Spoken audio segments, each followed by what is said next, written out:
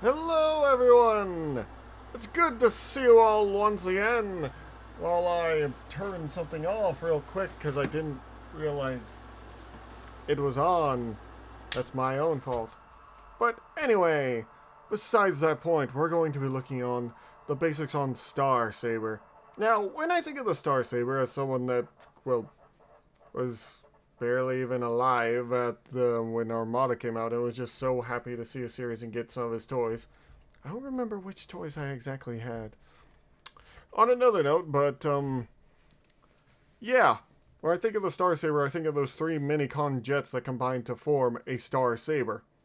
I wonder if that Star Saber guy has ever wielded Star Saber.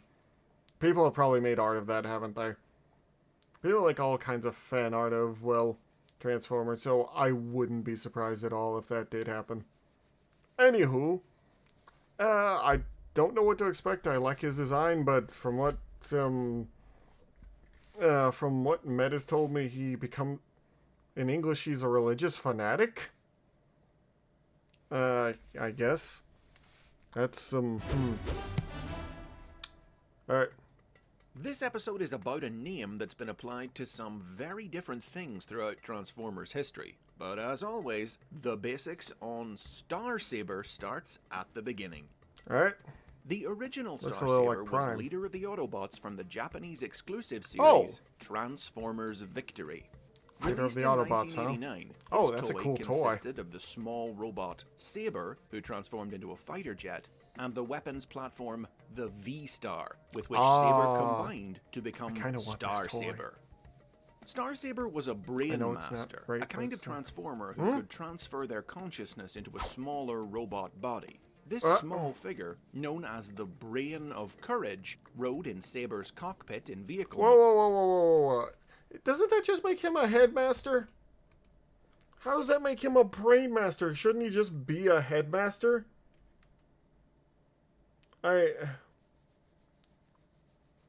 What the hell? I don't even... Why a brain master of all things? Isn't it just the same as if he could transfer his consciousness into a bigger body? I'm confused. Fitted inside his chest in robot mode, sliding up to form his robot face. Star Saber could also combine with his fellow Autobot Victory Leo to become Victory Saber. Cool. As seen in the Victory cartoon, Star Saber was the Autobot Supreme Commander of the year 2025 and leader of the Galactic Defense. Galactic Defender is kind of a cool name, and his design reminds me, weirdly enough, kind of a Gundam. It's weird why I'm thinking of Gundam right now, but the fact that I'm watching this in 2025 is kind of funny. Where's our giant robot defenders? Where are they? Seriously. I would actually wish we had some of those. Force formed by the Autobots and their various alien allies. He was the greatest swordsman in the universe. I definitely like his coloration. Justice and peace, roaring into action with a cry of his catchphrase. Let's say go. The series followed Star Saber as he and the Autobots defended the Earth against the forces of his old rival Decepticon commander Deathsaurus, who sought the planet's energy to reactivate his planet-destroying fortress, which Star Saber had trapped in the dark nebula years beforehand. All while raising his adopted human son, Jan Minakaze, who Star Saber had taken in after the deaths of the boy's parents at the Decepticons' hands. Yeah, I remember this. Matt told me a bit about it. They had a human... Like, I got very confused, and he's like, oh, he's adopted. Oh. That's actually pretty interesting. I don't think we see that in any other series, as far as I know. You guys can tell me if I'm wrong down below. Because, yeah, I'm fine with knowing that. Star Saber also appeared in the direct-to-video special Transformers Zone the following year, in which he was badly wounded in the destruction of the planet Feminia and stepped down as Supreme Commander to be succeeded by Die Atlas. Not a bad name. Star Saber has remained a popular character in his native Japan over the last 30 years, where several new toys of him have been released, with tie-in media that saw him battle alongside other Autobot commanders from throughout history in both 2004's Robot Masters and 2013's Transformers GT. Most recently, Japanese fans voted for him to get a figure in the high-end, collector-targeted Masterpiece toy line. Okay, I want this toy. It looks so cool. I like all of the modes on here in display. This is really cool looking toy. I doubt I could find it though. In 2015. Conversely, Star Saber hasn't gained a lot of traction with Western. That's not surprising. He served as partial inspiration for the Transformers Energon character Wing Saber, but no toys of Star Saber himself have ever been released in the United States. A super deformed Robot Heroes figure planned for 2008 was cancelled, and though he was one of the candidates when Hasbro held a fan poll of their own in 2017 for the Power of the Primes toy line, he lost to Optimus Primal. Outside of toys, I know there are a bunch of people that like Beast Wars, and eventually, can I ask down below, do you guys want us to watch Beast Wars? I wouldn't mind. So, yeah. I mean, just tell me down below. I'm really curious if you guys actually want us to watch it. I've never seen it. I think I was too young to ever see it. But, yeah.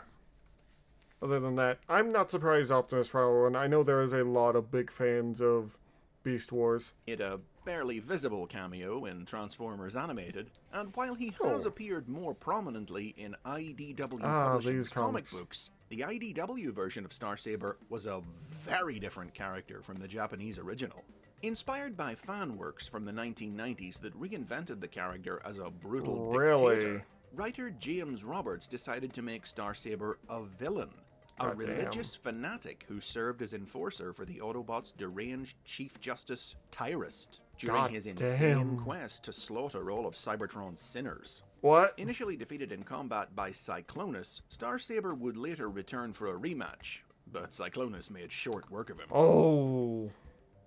Different as his IDW incarnation was, the comics do seem to have increased Star Saber's profile in the Western world. Since his IDW debut, he's been featured in several mobile games, and an action figure based on his IDW design is in the works from Flame Toys. I kind of like it.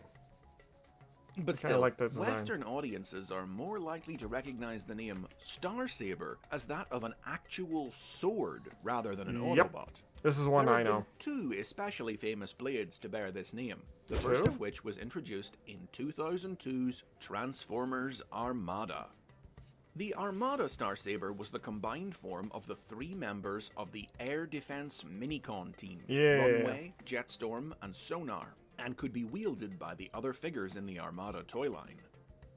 In the Armada cartoon, the Star Saber was one of a trio of powerful Minicon weapons created by the monster planet Unicron, which, when united, would reawaken him from hibernation. The hunt for the 3 Star Saber Minicons formed the backbone of the cartoon's first story arc, which culminated in the young Autobot Hotshot acquiring the sword. But thanks to the manipulations of Unicron's servant Sideways, it soon fell into Decepticon hands, where it went on to be alternately wielded by Megatron and Starscream. The Decepticons combined the 3 weapons to create the devastating Hydra cannon, until Sideways stole them and used them to revive his master. The Air Defense Team toys were also recolored to create the Air Assault Team, who together formed the Dark Saber. Now, in Japanese markets, and hence in the cartoon since it was produced in Japan, the Dark Saber was a separate weapon that existed alongside the Star Saber, wielded by Nemesis Prime. But in Hasbro... This Nemesis Prime was a bit weird from what I remember.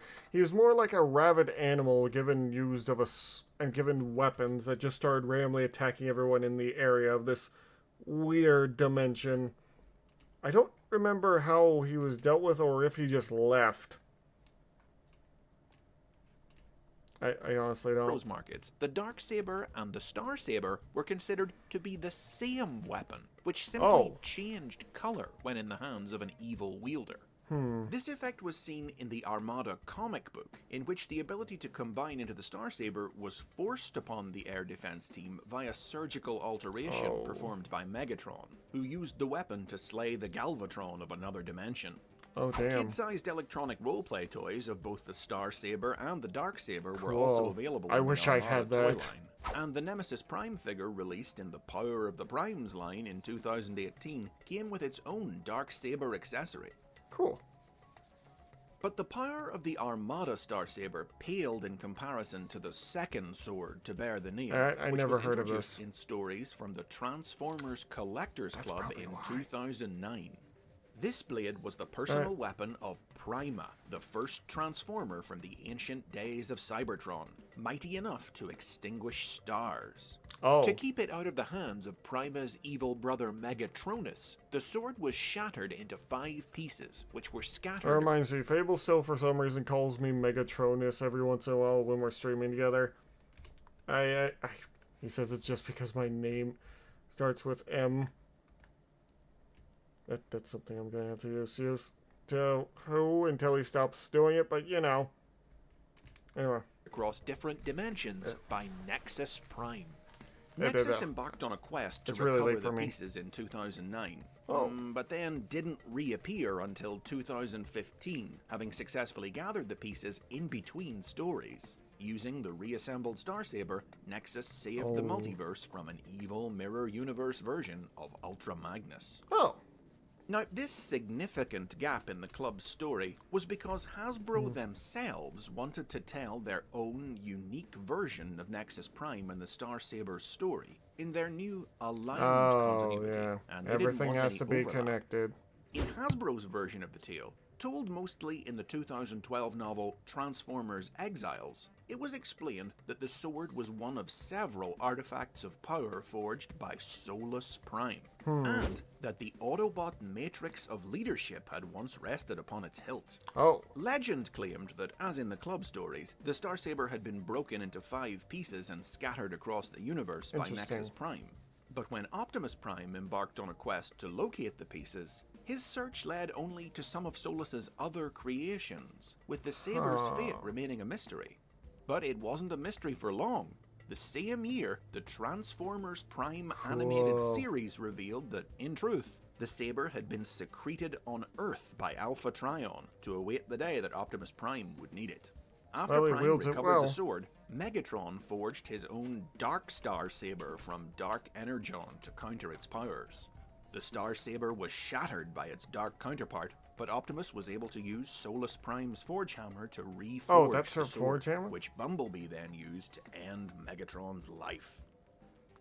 Numerous toys of the Aligned Star Saber were released in the Prime toy line, and it also featured in the version of the original Prime story seen in IDW Publishing's comic books. The Dark Star Saber, meanwhile, returned in 2015's Robots in Disguise cartoon, recovered from the bottom of the ocean by a group of Decepticon scavengers, and wielded by Starscream until his defeat at the hands of the Autobots.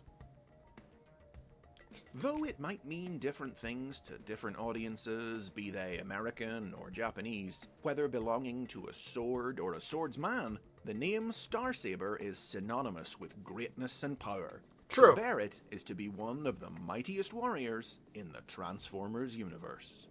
Yeah, either way, it's like that. And those are the basics on the many and varied Star Sabers. Tell me in the comments what the name Star Saber means to you. Subscribe for more from the world of the Transformers, and click that bell while you're down there to be notified. But like I said, it's interesting to learn about a character named Star Saber that had a human adopted son, and apparently was very caring.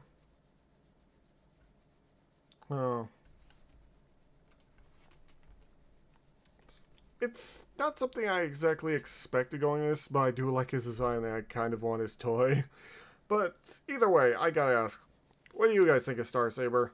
Honestly, tell me down below in the comments. I am actually curious, because I kind of like his design. I kind of like his story. I don't really know it all that well, mind you, but it sounds interesting. I kind of want to look into it. Maybe I'll react to it on Patreon if you guys want me to. Anyway, besides that point, Chris McFeely does a lot of good work here, and I'm glad he's helping the Transformer fandom learn a lot about the Transformers history. Because, well, there's so much I didn't know, and now I know a lot more. Either way, thank you all so much. If you like what I'm doing here, please, please, please consider subscribing, following. I don't know why I said following, because you're going to only subscribe. Commenting and liking this post, and then I'll see you guys later. Take care of yourselves, and be good to yourselves. Bye.